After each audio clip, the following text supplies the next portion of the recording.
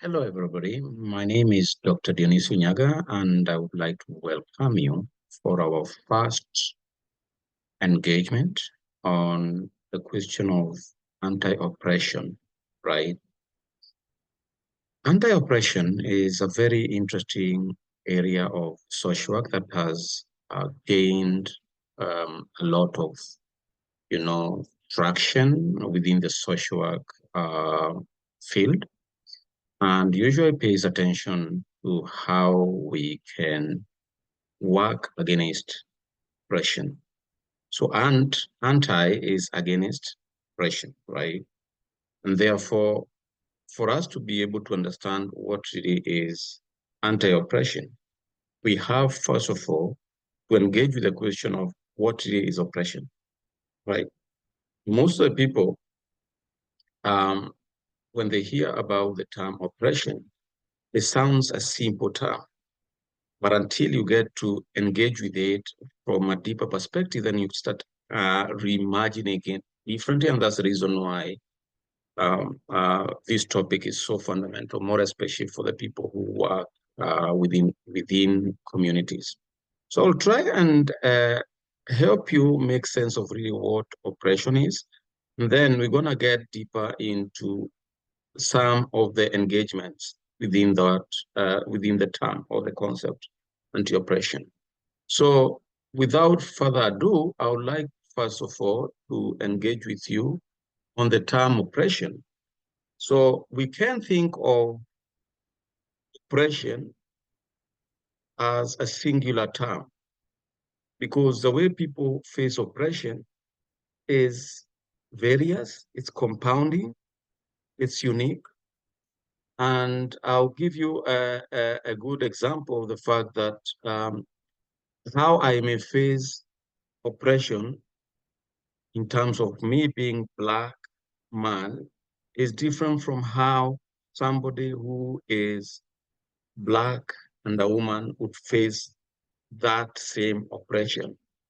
So the context changes how oppression is manifested and how oppression is infested on people, right? So in that regard, we think of oppression as a very complex term, and therefore people like Iris Young, came up with the 5 phases of oppression. And these phases of oppression are as follows. One of them is violence. The second one is marginalization. The third one is cultural imperialism. Imperialism. The fourth is exploitation. The fifth is exploitation. Exploitation. And the fifth is powerlessness. Right? So those are the 5 phases of oppression that we anti-oppressive practitioners and researchers go against. So we go against violence, violence against communities, violence against social life. We go against marginalization of communities and marginalized people. We go against cultural imperialism. We go against exploitation and powerlessness. Now, what is violence? Violence comes in very myriad ways. So violence could be physical violence. When you see people, when you see an individual hitting somebody physically, that's violence, right? But that hitting is not just hitting, it's an expression of power over the person who is being hurt, right? But you also have to think, where is this violence coming from? The violence comes from a history, a colonial history. So if you think about somebody hitting somebody else, right? It's not just them hitting somebody else, but it's an expression of power that has over time been grounded on history of violence. in community. So if we see violence happening, we don't just necessarily see it on the person who is committing the violence, but we think beyond them so that this person who is doing this to this other person becomes a manifestation of a broader systems of violence, right? So violence could be at the level of the physical, but also it can also be at the level of the psyche. Yeah, the way you think, the way you imagine things, the mental form of violence, that violence that you cannot see, right? And we as social workers, we are trained. Pay attention to that violence that you cannot see, because that violence that you cannot see actually is the one which informs the violence that you see with your two eyes. So in our talks, we're going to be paying attention to that other violence that fails to be, seen with our naked eyes, right? And we're going to use different theoretical frameworks as we engage with that violence that we cannot see, because the essence is not what you see, the essence is what you cannot see. If we can be able to engage with that which you cannot see, and which mostly comes from how we as individuals are socialized to think about other people, if we can be able to go to that part of psyche where you don't also understand why you're doing something, then we can be able to reimagine social life differently. Now, the second form of a phase of violence is marginalization. The ways in which people are put at the edges of the life. People who are edged out from the society, all because of who they are, right? This talks about, question about spatial division. That there are people who are in the center, others have to be put on the edges, right? And there's violence that is employed to push people to the edges, more especially those who are marginalized. A case in point is colonization as a form of edging out people, violence being used to push people to the edges where, you know, where they are seen as lesser beings, right? Being pushed to the edges of life so that they can be disappeared in the process. So marginalization becomes a process of disappearing communities, a process of eradicating community, pushing them off to the edges. Now you see now marginalization, you cannot understand marginalization or you cannot express marginalization without also talking about the violence method as a process or a practice of pushing people to the edges, right? But there's also something we call cultural imperialism, the way of culturalizing societies, the way we implant our superior culture on other cultures, the way we assert our superiority on other people by doing away with their cultures, by eradicating their values, by eradicating their cultural practices, so that we insert our culture as the original culture. But that culture is, their culture is seen as not, not rational enough. Their culture is seen as not very important. So that our culture now is inserted on them, and therefore we claim that when we do that, therefore you know, we've civilized them.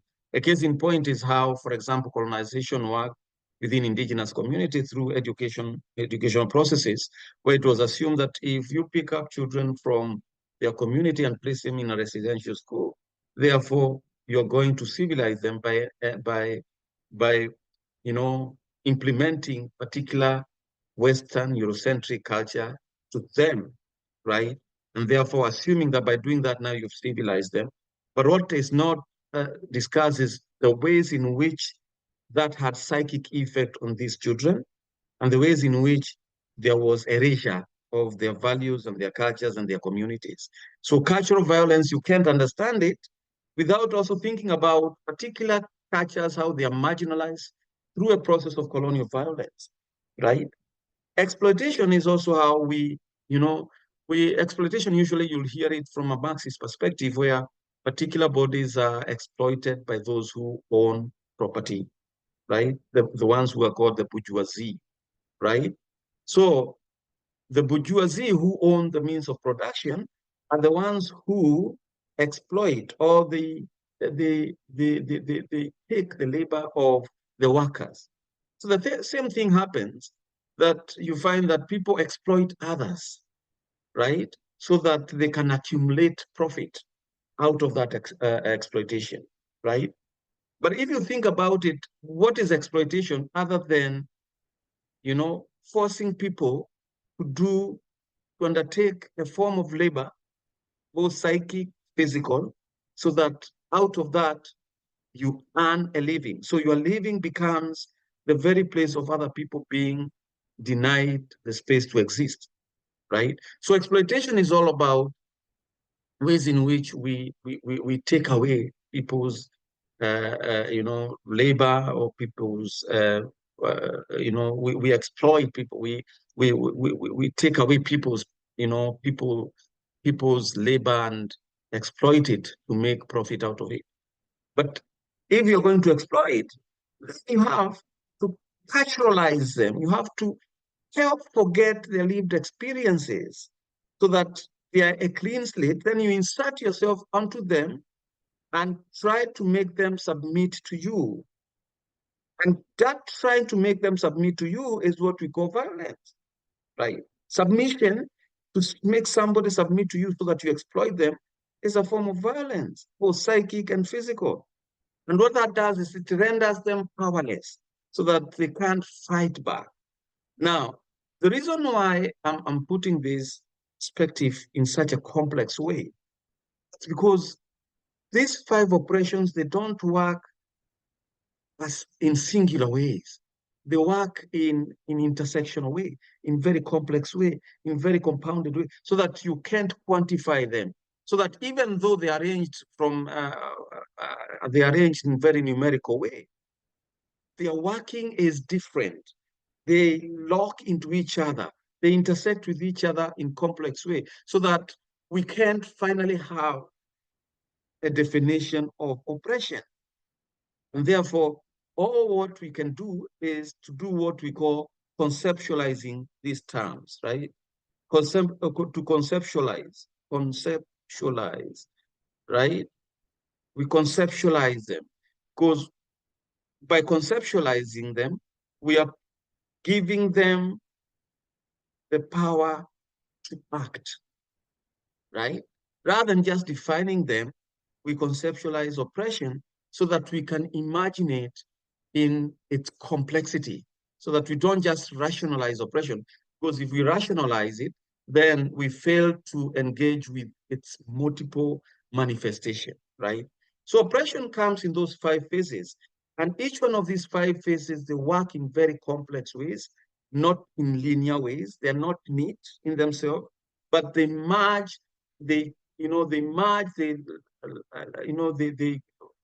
intersect with each other, they to compound the very uh, understanding of what oppression is. And that's why it's difficult to even think about, to even think in rational ways what oppression is. When I say rational ways, what I mean is in organized way.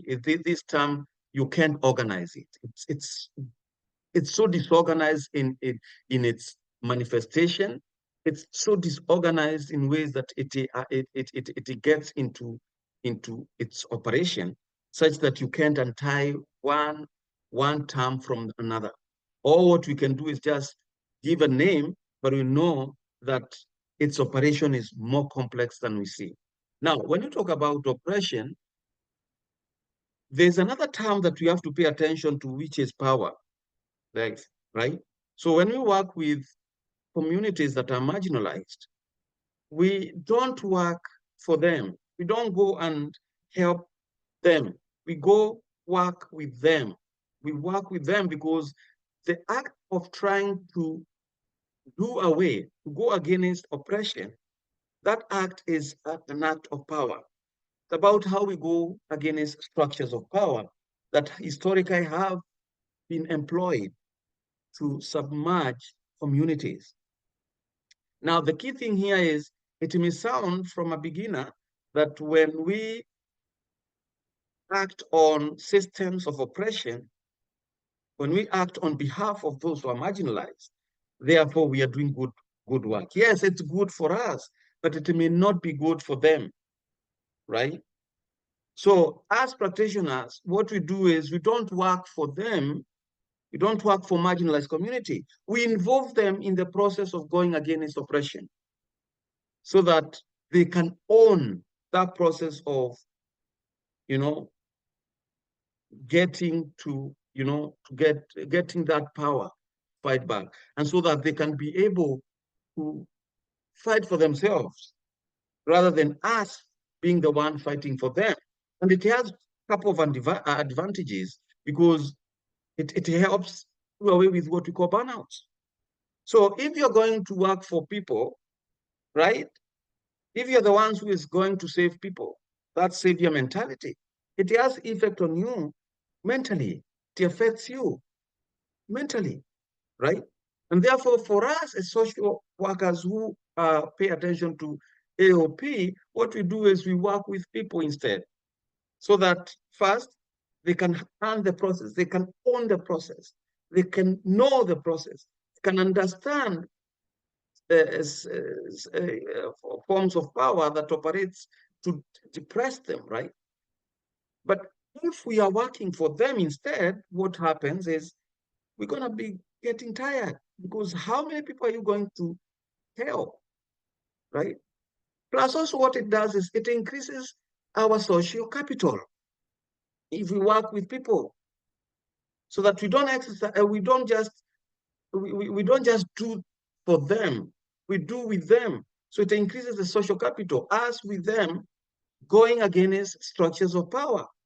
But you're not going just against the structures of power to erase them, but rather to, to manipulate them, manipulate those policies and laws so that they can work with us.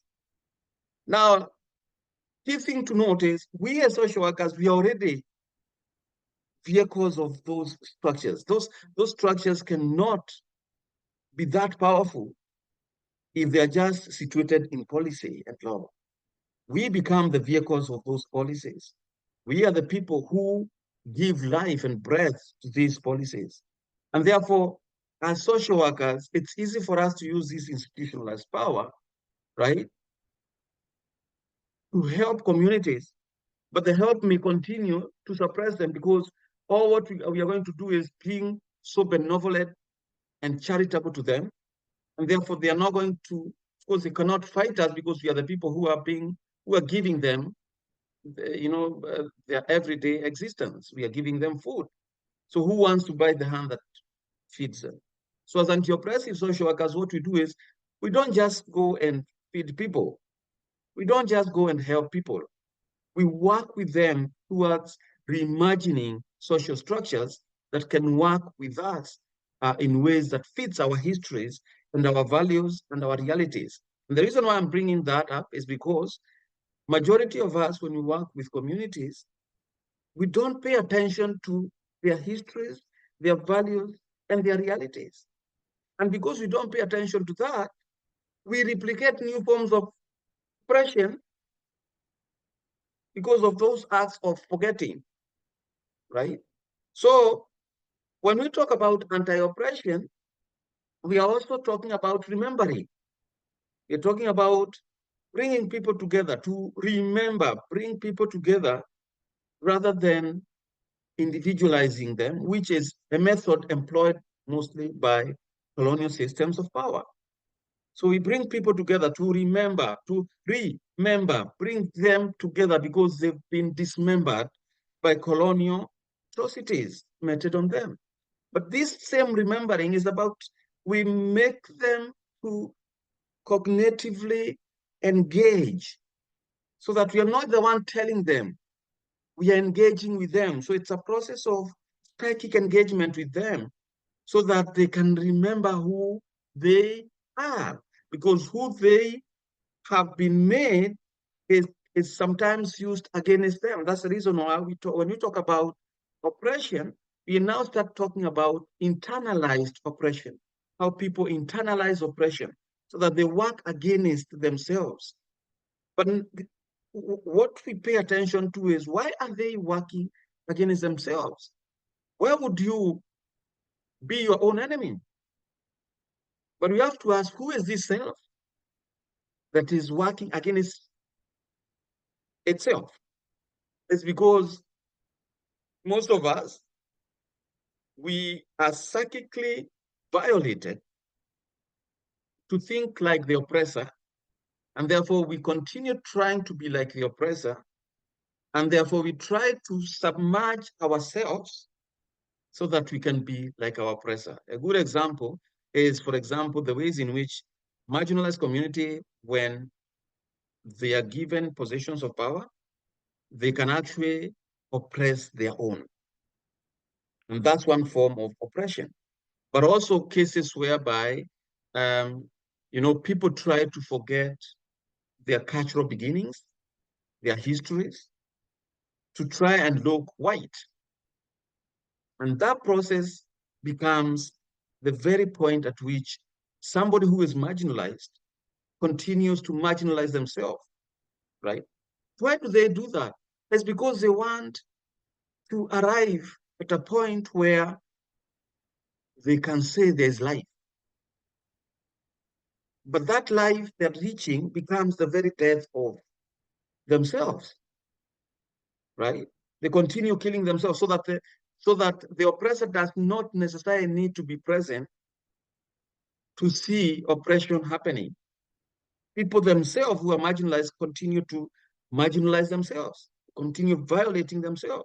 They continue exploiting themselves, right? So as a practitioner, we have to pay attention to this form of oppression we call internalized oppression, to start unworking it. And that has to be both psychic and physical, but mostly it's psychic, because we want people to start speaking out what they're thinking, right? Because when they speak out, they listen to themselves. Therefore, they start reorienting the narrative they've been told since they were born. Because the question about internalization of oppression starts right from the point where when you're born, when you're told who you are. And therefore, you now start believing that and existing that, to a point where when you continue existing it, that reiteration, repetition of the words that you've been told you're supposed to be, and that action of repeating that, the term that you've been told, to make it real in you, that embodiment of that term, now start, healing that you, right? That you who was supposed to be to be existing. So you start existing others, and that's where we now talk about internalized oppression. So for now, I just wanted to introduce that concept because I have a lineup of speakers who I'm going to be engaging with every month to try and make these, to try and make the engagement when it comes to anti-oppression more psychic. And that's the reason why I'm inviting you to our monthly third eye engagement with Dionisio, because we not only want to engage with what we can see, but we want to engage with what we cannot see. This talk or talks will be all about engaging with the psychic imagination of social work practice so that we can be able to see how it affects our daily life and the role of social work in trying to engage with everyday marginalizations that particular communities do face. So until then, I want to thank you for joining me, and I hope you're going to be joining us in our future engagement on this topic. And I hope you're going to enjoy your day. So take care of yourself and be blessed. Thank you.